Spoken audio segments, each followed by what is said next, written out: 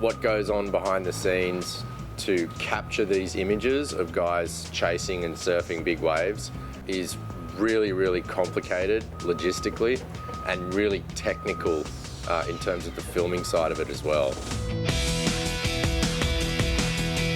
can take it off the sticks once we've done the establish.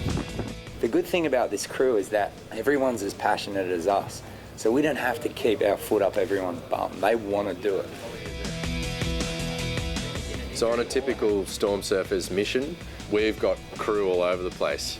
We'll have a DOP up in a helicopter.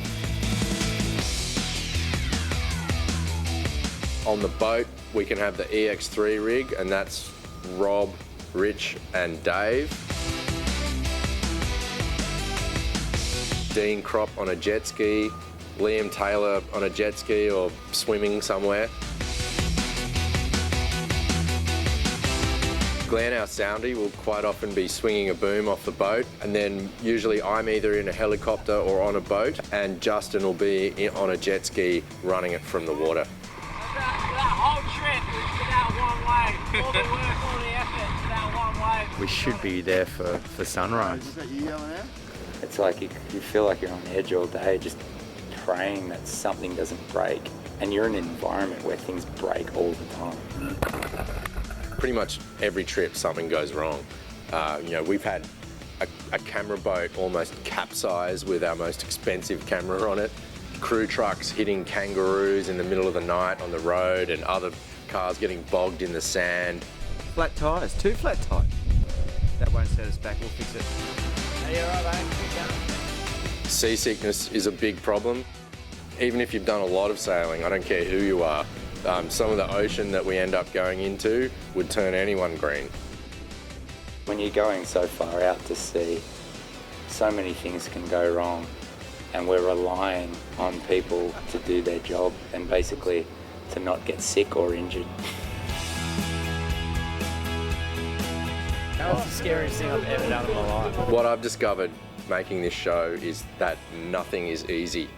And this crew has been pushed to the limit. It's been the hardest thing any of us have ever done. But I think in the end, it's all going to be worth it. The images that I'm seeing are making me really excited, and you definitely feel like, it's worth all of that effort.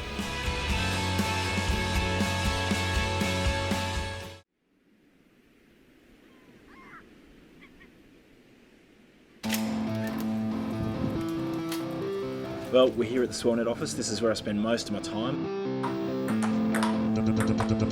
Swellnet started nearly 10 years ago, actually. I started forecasting back in the late 90s. But it wasn't until 2002 that I actually decided I needed a name and a website and all those things, and so I started publishing my forecasts to the web. Swellnet initially started as a hobby. I was at university doing my degree. I was studying meteorology and oceanography, and I just decided to start writing forecasts, and that kind of evolved into a business. So for the first 4 or 5 years, I treated it as a hobby. It wasn't making me any money, but it didn't matter because I was just having so much fun. It never stops. I mean, every day that we issue a forecast, that forecast is likely to have changed 12 hours later. So, so we've just got to be on top of our game, just monitoring everything and making sure that we're aware of these changes and we're communicating it to our people. And we also don't get weekends off. In actual fact, that's when most surfers are surfing. So we need to make sure we've got our weekend forecasts ready to go, that the reports are delivered on the weekend, that the cameras are running. So, we don't stop working, but I'm strangely attracted to that. I'm up early every morning and I work really late at night.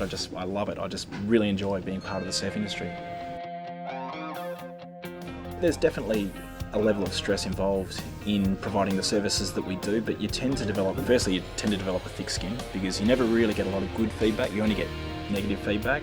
People don't tend to compliment you. Hey, you got the forecast right again. I probably feel more pressure with storm surfers because of the enormous amount of money that's spent on every single trip. If I call the Swellnet for WA, there goes $50,000 straight away. That's a massive amount of money.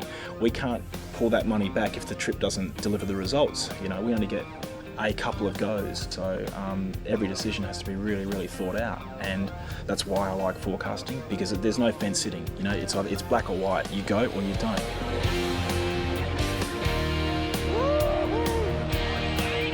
Ironically, surfing has become less of a release for me. Whenever I'm in the water, I'm actually thinking about like what the forecast was for that particular day. You know, I'll be surfing out at Narrabeen and it's like, oh no, you know, we said it'd be 3 foot and here's a 4 foot set. Like, no, go away. But the other release I've got is my music, and I've been playing music since I was 5. I studied music at university in Adelaide, and I've been playing in bands since I was 13 or 14 years old. So that's probably the best opportunity for me to completely switch off. You know, if I'm at a rehearsal or a gig, I'm not thinking about surfing at all. It's just about music, and I hit the drums particularly hard, which is probably a good release for me.